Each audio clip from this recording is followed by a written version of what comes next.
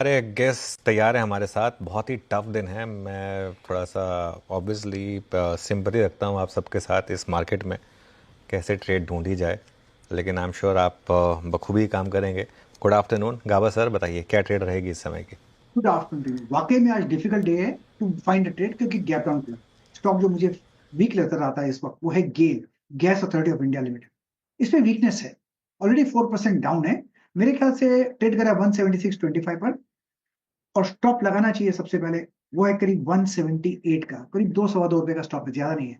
Down side target करीब 172 to 170 एक zone है, वहां तक आना चाहिए। तो यस, गेल पर शॉर्ट। ओके 176 पे अगर आप देखें शॉर्ट कॉल है ये। मानस, गुड आफ्टरनून, आपका ट्रेड इस वक्त का। Good afternoon Virendra ji.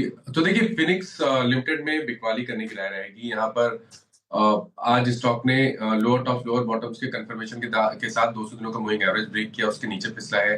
तो फिनिक्स लिमिटेड के फ्यूचर में बिकवाली करेंगे। 1569 की प्राइस चल रहे हैं। आपको 1596 का स्टॉप लॉस लगा के बिकवाली करने का ट्रेड लेना है और 1520 1520 के टारगेट सेट करने हैं इसके फ्यूचर में। अगर चाहे तो ऑप्शन ट्रेड भी ले सकते हैं। 1550 का पुट ऑप्शन 45 रुपीज पे ट्रेड हो रहा है। इसमें आप 34 रुपीज के स्टॉप लॉस से खरीदारी कर सकते हैं और 70 रुपीज के टारगेट सेट कर सकते हैं। फिनिक्स मिल्स पे बिकवाली की राय मानस जी की तरफ से आती हुई। राजेश सातपुते जी, गुड आफ्टरनून, आप बताइए आपने क्या पिक किया है आज के सेशन के लिए। Good afternoon Shreya, good afternoon everyone. Shreya देखिए, मैंने कमिंस इंडिया पे सेल देना है। कमिंस मुझे लगता है एक सीरियस ब्रेकडाउन है आज। लुकिंग एट द चार्ट, मुझे लगता है जो स्टॉप लॉस है अभी, क्या है श्रेया, प्रॉब्लम है कि बहुत सारे काउंटर जहाँ पे ब्रेकडाउन है वो लोअर एंड पे है, तो स्टॉप लॉसेस बड़े होंगे। तो रिस्क एपेटाइट है तो डेफिनेटली आप सेल ले सकते हो। इसका स्टॉप लॉस होगा 2900 का। इसका जो टारगेट दिखता है श्रेया, वो रहेगा करीबन 2720 से लेके 2700 का, वो एक रेंज है। तो Cummins India is a sell. Cummins India is a sell. तो चलिए, आज अब तक 3 सेल कॉल्स हैं और इस मार्केट में रचना जी तो खैर सेल ही लेकर आई होंगी। रचना जी तो बुल मार्केट में भी सेल कॉल देती हैं, तो यहाँ तो सेल बनता ही है। रचना जी गुड आफ्टरनून, बताइए क्या ट्रेड है आपकी। नहीं नहीं अनुज जी, हमने बहुत सारे बाय नहीं नहीं, कॉल्स मजाक कर रहा हूँ, मजाक कर रहा हूँ। देखिए फ्राइडे है, थोड़ा सा हंसी मजाक कर रहा हूँ, और आई कुछ नहीं नो है। ये हम शॉर्ट रहेंगे, वो बात सही है आपकी बिल्कुल। सो जैसे आप मार्केट सही रीड करते हैं, ऐसे हम लोग को भी सही रीड करने लग गए हैं। तो टाटा स्टील के फ्यूचर्स को हम शॉर्ट करेंगे। 141 पे है ये, एंड बहुत बड़ी और बहुत ही डरावनी रेड बार है आज की। And I don't see this settling down anywhere just because 8% हो गया है। तो हमें ये लगता है कि ये डाउन साइड पे करीब करीब 135 130 तक जा सकता है। अभी 141 पे है हम, तो यहाँ पे 145 का ऐसा लगा कि अगर पोजिशनली भी शॉर्ट करा जाए तो इसका टारगेट 135 एंड 130 हो सकता है पोजिशनली। ठीक है, टाटा स्टील टॉप लूजर्स में शामिल। यहाँ पे शॉर्ट करने की राय रचना जी की तरफ से आती हुई। स्नेहा सेठ जी, गुड आफ्टरनून, आप बताइए आपकी पिक क्या होगी। Very good afternoon. सो मेरा भी सेल कॉल है बिरला सॉफ्ट। यहाँ पर अगर आप देखें तो काउंटर में काफी समय से एक प्रेशर ही है। 20 डेमा के नीचे ही ट्रेड कर रहा है ऑन दी डेली चार्ट। मेरा मानना है यहाँ से जो एक सपोर्ट था अराउंड 384 385 के आसपास, वो एक रेजिस्टेंस एक्ट कर सकता है। तो with a strict stop loss of around 384 यहाँ पे सेल की रिकमेंडेशन रहेगी, और जो टारगेट है वो 340 के रहेंगे। बिरला सॉफ्ट सेल 365 पे। इस लेवल पे भी स्नेहा जी ने कोई दया बिरला सॉफ्ट पे नहीं दिखाई। और शब्दों का चुनाव देखिए इस पूरे पैनल का। अभी आज कह रही थी रचना जी के डर लग रहा है टाटा स्टील की कैंडल को देख के। आदत पड़ गई है रचना जी पिछले 6 महीने में, ऐसी कोई डरने की बात नहीं है। लेकिन जब बात आती है ना डरने की, राजेश अग्रवाल जी बिल्कुल नहीं डरते। जैसे अनुज ने शुरू में कहा ना कि मुझे खेद है कि आप लोगों को ऐसे बाजार में भी बैठना पड़ेगा, राजेश जी ने कहा ना, हमें कोई खेद नहीं है। 1:30 बजे तक हमने रात को सीरीज निपटाई, उसके बाद 100 खाई और कार्यक्रम में आ गए, है ना राजेश जी। कोई दिक्कत नहीं है। फंडामेंटल एनालिस्ट के साथ यही अच्छा होता है ना। कोई डरने की जरूरत नहीं। राजेश जी क्या कह रहे हैं आप। अभी आशीष, अनुज जानते हैं कल बात कर रहे थे आशीष और मैं, हाँ, तो कह रहे थे कोई दिक्कत की बात नहीं है, 1:30 बजे तक सीरीज निपटाते हैं नेटफ्लिक्स पे। आजकल ऐसी दुकान कौन सी सीरीज निपटाई फिर राजेश जी आपने कल रात को। गुड आफ्टरनून अनुज जी, वीरेंद्र जी, गुड श्रेया, आफ्टरनून। बाकी भी जो पैनल में मित्रगण है सबको नमस्कार।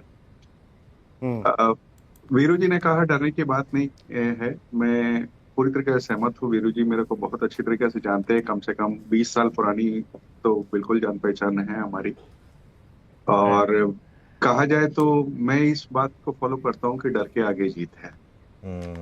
तो मेरा तो ये रिकॉर्ड रहा है कि कोविड में जब सारी दुनिया लॉकडाउन में थी उस वक्त भी मैं आपके शो करता था और हमेशा बाय कॉल ही थी, क्योंकि फंडामेंटल एनालिस्ट के पास सेल कॉल बहुत रेयरली आती है कि कोई फंडामेंटल्स चेंज हो जाए तभी। और सीरीज की जहां तक बात आपने करी, एक मेरी छूट गई थी सीरीज बीच में, महारानी 3। तो वो अभी इस वक्त मैंने कल उसे खत्म किया है। अब आज से तो नई सीरीजें आ रही हैं, तो आज से आज की बात देखी जाएगी।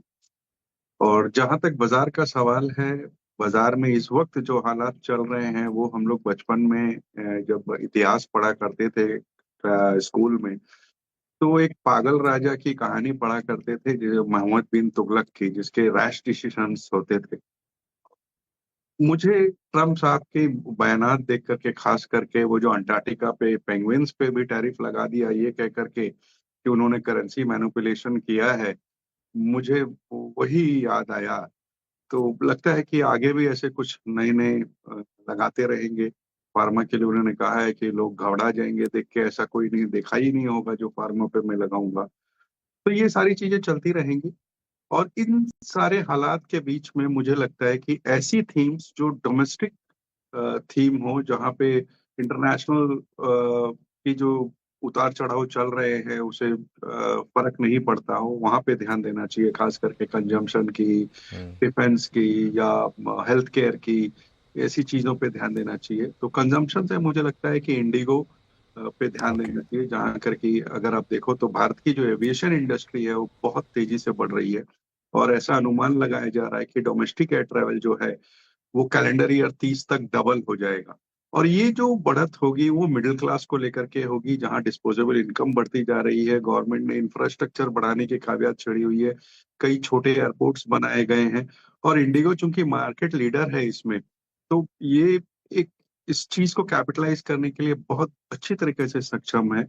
और इंडिया को अगर आप देखो तो न केवल डोमेस्टिक ट्रैवल बल्कि इंटरनेशनल ट्रैवल भी बढ़ता जा रहा है। और कई देशों ने तो वीजा फ्री ट्रैवल का भी और अराइवल वीजा ऑन अराइवल का भी ऑप्शन दे रखा है। तो मुझे लगता है कि जिस तरीके से इंटरग्लोब एविएशन ने पिछले एनालिस्ट कॉल में ये कहा था कि हर हफ्ते एक एयरक्राफ्ट बढ़ाएंगे, कैपेसिटी डबल कर देंगे, नेटवर्क एक्सपैंड करेंगे, 14 नए डेस्टिनेशन और 3000 नए एम्प्लॉयज जोड़ेंगे FY26 में। ये एक बहुत अच्छे कम से कम आने वाले दिन की ओर इशारा कर रहा है। शॉर्ट टर्म में ट्रेडिंग की कोई की मंशा हो या शॉर्ट टर्म की अपॉर्चुनिटी हो, तो मैं समझता हूँ जो इनके जो हालिया हाई बने थे 5190 रुपए का, वो टारगेट रख सकते हैं। बट मैं फिर भी कहूंगा कि आप इसे थोड़ा से लंबी अवधि के लिए रखें और राइड करें। अच्छा, लेकिन राजेश जी एक सवाल है मेरा। अब आपने बात छिड़ी अंटार्कटिका की, ये पेंगुइन की तरफ से टैरिफ देगा कौन? देखिए, कल मैंने आशीष जी के साथ सागो में भी ये बात कहा था कि पेंगुइन आप घबरा जाएंगे कि टैरिफ देगा कौन। जाहिर सी बात है कि उनके पास तो पैसे हैं नहीं, तो वो हाँ। शायद उड़ के इंडिया आ जाए और उनके लिए एक बहुत अच्छी अपॉर्चुनिटी इंडिया के लिए होगी, क्योंकि टूरिज्म को बढ़ावा मिलेगा। इसके सिवाय तो मुझे और कुछ सूझ रहा नहीं है। पेंगुइन पेंगुइन उड़ता है। अच्छा बीरू, बचपन में एक शो आता था, आपको याद है या नहीं पता नहीं, वो पिंगू करके एक आता था, याद है? वो पेंगुइन था एक छोटा सा, वो फिलर होता था, वो 2 शोज के बीच में आता था। एक बहुत आई थिंक राजेश जी आपको याद होगा, वो एक छोटा सा पेंगुइन था, पिंगू करके आता था वो डीडी पर। तो उसकी थोड़ी सी याद आ गई आज ये बातें सुन के। वैसे पेंगुइन उड़ नहीं सकता, वो धीरे धीरे चल सकता है सिर्फ। नहीं, कोई बात नहीं। आज राजेश जी ने आंसर बहुत अच्छा दिया। आई मीन शुरू में जो आपने तुलना करी डोनाल्ड ट्रंप की, अच्छा इंडिगो का कॉल थी। अच्छा, ये थोड़ा ट्रेवल पे बात करते हैं। अनुज जो है ना, थोड़ा सा अपने आप को इस स्ट्रेस से बाहर निकालने के लिए एक प्लान किया ट्रिप। और मैं मानता हूँ खुद कि दोस्तों के साथ प्लान की हुई ट्रिप कुछ अद्भुत होती है और अच्छी होती है। अनुज कहाँ जा रहे हैं खुद बताइए, फिर उस जगह पर मैं आऊँगा। देखिए वीरू, मैं एक्चुअली ऑफ लेट ना मुझे बहुत शौक चढ़ा है सफारी का, तो मैं टाइगर सफारी पर जा रहा हूँ। और आ जाइए, आप भी आ जाइए। और देखिए, थोड़ा जगह बताने का कोई मतलब नहीं है, लेकिन काफ़ी ऑप्शंस होते हैं। लेकिन एक टाइगर सफारी पे जा रहा हूँ मैं। अगर होपफुली स्पॉटिंग हुई तो एक आध पिक्चर्स आपके साथ फिर शेयर करूँगा। वैसे मैं वर्क प्लस ये दोनों है मेरा, क्योंकि मेरा आज शाम को मेरी एक मीटिंग है दिल्ली में, और मंडे को मुझे दिल्ली में कुछ काम है। तो इसके लिए, तो इस बीच में मैं सोचा कि चलो फटाफट एक वीकेंड पे ये काम भी निपटा दिया जाए, इसके लिए। हाँ, सफारी जरूर करिए। और अपने तो खैर घर के पीछे से चलती है हरिद्वार में, तो हमें तो कोई दिक्कत नहीं है, हम तो जब जाते हैं तब हो आते हैं। और जो रानीपुर की जो वो है ना सफारी, उसमें अनुज लेपर्ड स्पॉटिंग, एलिफेंट, ये होती ही होती है। तो खैर मुझे भी बहुत शौक है, मैं भी इनफैक्ट इस वीकेंड या अगली वीकेंड पे जाऊँगा तो एक सफारी कंप्लीट करूँगा। लेकिन दोस्तों के साथ जाना वाकई बहुत अच्छा होता है। चलिए अभी काम करते हैं, लौटते हैं बाजार।